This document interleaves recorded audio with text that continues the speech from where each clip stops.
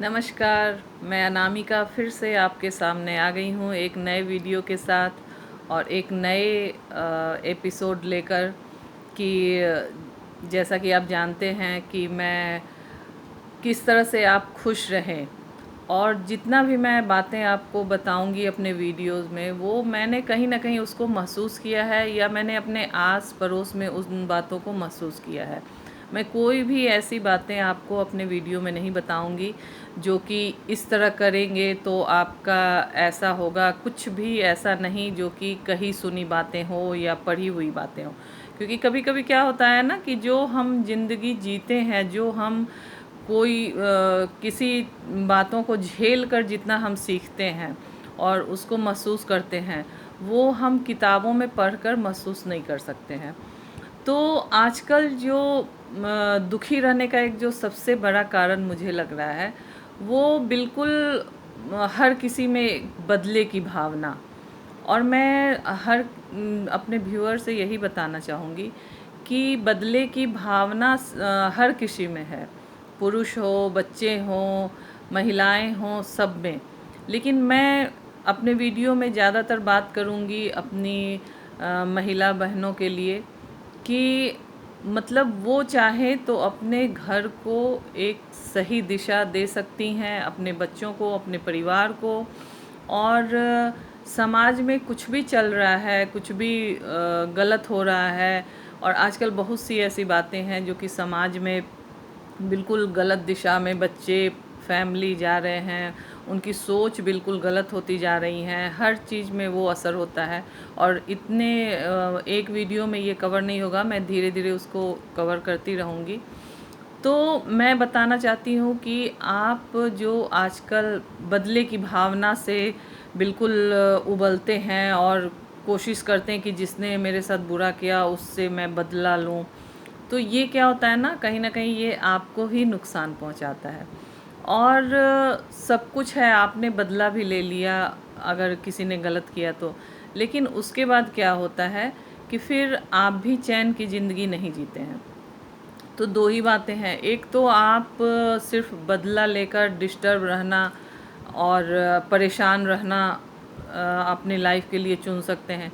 दूसरा है कि सुकून के साथ खुशहाल लाइफ, ग्रीन लाइफ अगर जीना चाहते हैं तो माफ़ करना आना पड़ेगा आप में। आपके अंदर ये डेवलप करना पड़ेगा कि लोगों को जितनी ज़्यादा हो सके खुशियाँ दें। और अगर जो हमारे लिए बहुत ज़रूरी नहीं है कोई इंसान, तो उसको जाने दो, माफ़ कर दो।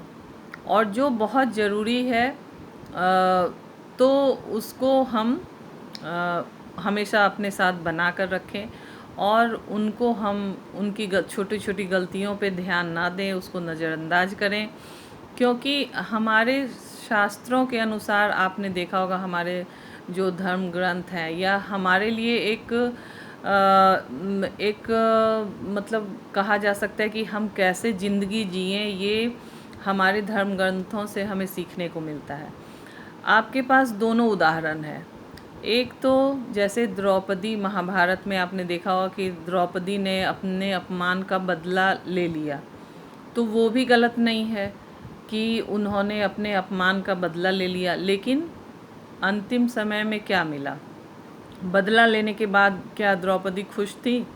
सब पूरे परिवार का सर्वनाश होने के बाद अंत में तो उन्हें फिर से दुखी ही होना पड़ा। तो बदला लेने की भावना, अगर आप दूसरे से बदला लेते हैं तो कहीं ना कहीं वो आपको भी जलाता है, आपको भी नुकसान पहुंचाता है। और बदला लेने के बाद लास्ट में कभी कभी कुछ मामलों में इतना भयानक स्थिति हो जाती है कि आपके पास कुछ नहीं बचता है। और वहीं आप देखिए माता सीता को। तो हमारे पास दोनों उदाहरण हैं, माता सीता का और महाभारत में द्रौपदी का। तो माता सीता ने क्या किया कि अपने, ऐसा नहीं मैं बोल रही हूँ कि अपने सम्मान को ठेस पहुँचाकर, अपने आत्मसम्मान को आप किनारे हटाकर आप जो है इतना ही आप जो है काम कीजिए जिससे कि आपका सम्मान भी बना रहे, अपने आत्मसम्मान के साथ भी समझौता ना करना पड़े और कुछ बिगड़े भी नहीं। जैसे माता सीता ने, उनका अपमान हुआ, एक धोबी ने बोल दिया कि ये दूसरे जगह रात बिता कर आई है, तो वो खुद से वन को चली गईं और अपने दोनों बच्चों को इतना लायक बनाया कि वो जब धरती में समा गई अंत समय में, तो उन्होंने एक मतलब बहुत समझिए कि 2 बच्चों को, लव कुश को ऐसी परवरिश देकर गईं कि हर किसी के आँखों में आँसू थे। और उन्होंने भी ये साबित किया कि वो सही थीं, लेकिन समाज ने उनको इस तरह से उनको दुत्कारा या उनके बारे में गलत बातें बोली। तो उन्होंने ये तो साबित कर दिया कि मैं सही हूँ, तो सिर्फ वो अपने लिए जो दुख परेशानी लेकर वो धरती में समा गई, लेकिन लोगों के लिए 2 एक संस्कारी बच्चे और यशस्वी 2 पुत्र को छोड़कर गईं। और जब वो धरती में समा गईं तो हर किसी के आँखों में आंसू थे, किसी के आँखों में भी बदले की भावना नहीं थी, उनके प्रति कोई मैल नहीं था। जिसने भी जो गलत उनके बारे में बोला उसको अफसोस था। तो मैं इस वीडियो को ज़्यादा मैं नहीं बढ़ाऊंगी, क्योंकि धीरे धीरे ही मैं कवर कर पाऊंगी। समाज में आज इतनी सारी चीज़ें, इतनी सारी बातें और बहुत तरह के ऐसे गलत बातें समाज में घर करती जा रही हैं, घर परिवार तबाह होता जा रहा है।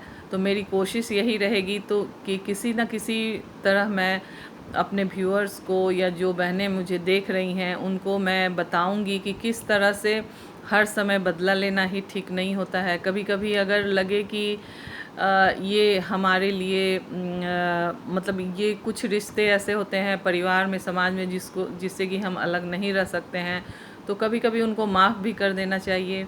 और हमेशा बदले की भावना से नहीं, बल्कि कभी कभी माफ़ करके भी आगे बढ़ जाना चाहिए। इससे आपकी लाइफ, यकीन मानिए, सही मायने में आपकी लाइफ ग्रीन बनेगी, खुशहाल बनेगी। और फिर अगर आपके अंदर अफसोस रह गया ना, तो कोई फ़ायदा नहीं है किसी से बदला लेने का। तो बस हमेशा ऐसा काम कीजिए कि आपके अंदर कुछ अफसोस या कुछ ऐसी भावना ना रहे जिससे कि आप अंदर ही अंदर घुलते रहो।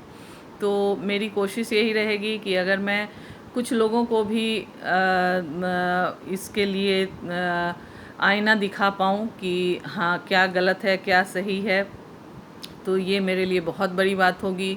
और कुछ ना भी कर पाऊँ तो अपने व्यूअर्स को एक बार झकझोर तो ज़रूर दूंगी कि आप जो अपनी ज़िंदगी जी रहे हो तो किस तरह से, क्या आप द्रौपदी बन के जीना चाहते हो या फिर माता सीता की तरह जीना चाहते हो कि आप जब जाएं तो सबके आंखों में आंसू हो। तो ये आप पर निर्भर करता है कि आप कैसी ज़िंदगी चुनते हो। दोनों अपनी जगह सही थी। द्रौपदी भी सच के लिए और अपमान के लिए बदला लिया, लेकिन हमारे पास हमारे धर्म ग्रंथ उदाहरण के तौर पे हैं कि हमेशा बदला लेना ही सही नहीं होता है, और बदला लेने के बाद हमें ही फिर अफसोस होता है, सर्वनाश का कारण भी बनता है कभी कभी बदला लेना, और हंसता खेलता पूरा परिवार भी तबाह हो जाता है।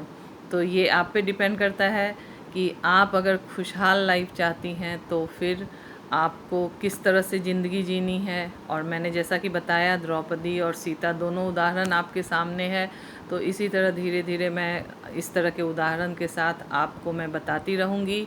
और जो भी परिवार में, समाज में, हमारे देश में जो चल रहा है, कोशिश करूँगी कि उन बातों को मैं सामने लाऊं, क्योंकि हम पे जो है सिर्फ हमारे परिवार का ही नहीं, हमारे समाज का, हमारे देश का भी गलत बातों का असर पड़ता है, और खुश रहने में उसका भी बहुत बड़ा योगदान होता है। हमारा देश कैसा है, हमारा समाज कैसा है, हम जहाँ रह रहे हैं वहाँ की सराउंडिंग कैसी है, तो ये सब असर पड़ता है। तो उस पर भी हमें बहुत पैनी नज़र रखनी होगी। और इसी के साथ आज मैं विदा लेती हूँ आपसे, और सोचिएगा ज़रूर कि द्रौपदी बनना है या सीता। नमस्कार।